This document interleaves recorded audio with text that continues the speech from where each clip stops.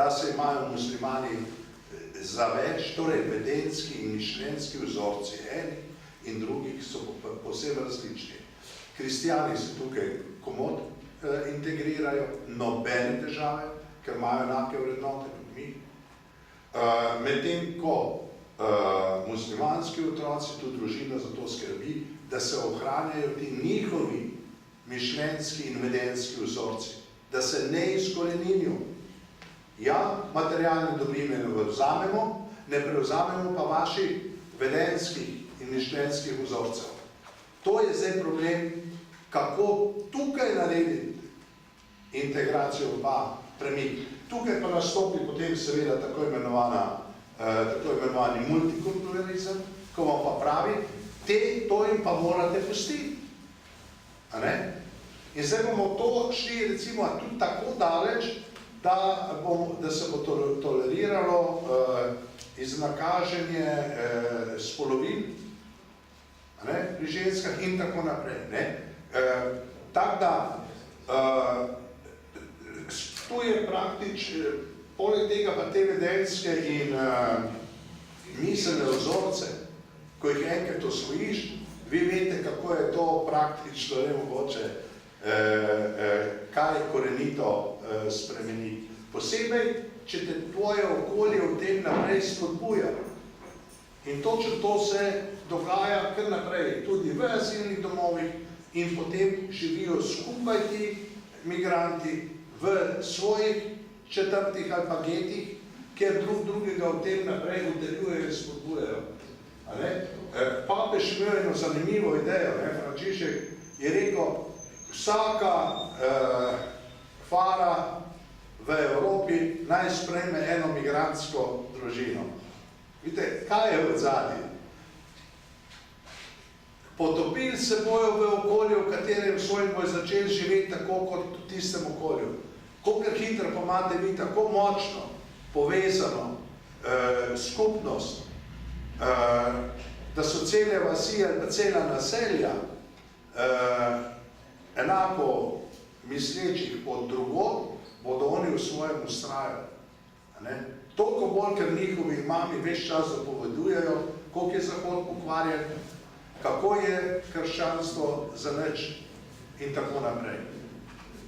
In veste, da ne bo šel na slabše. Recimo Jean Birnbaum, ki urednik Le Monde, ki je levi, je napisal že drugo knjigo na to temo in pravi, evropska levica dela velikansko napako. Knjige je dal naslov Religije poražencev, to, da imamo v Evropi. Zakaj? Zaradi tega, ker enostavno levica ne more dojeti, da ti prišliki tako visoko cenijo svojo, sidra na nebu, svoja sidra na nebu in tako globoko zaničujejo nas, da je tako iluzorno se predstavljati, da bi si oni želeli postati taki kot mi. Oni so prepričani, da prihajajo sem kot tisti, ki nas bojo odrešili, naše pogube, našega zla in nas naredili takšne, kot so oni.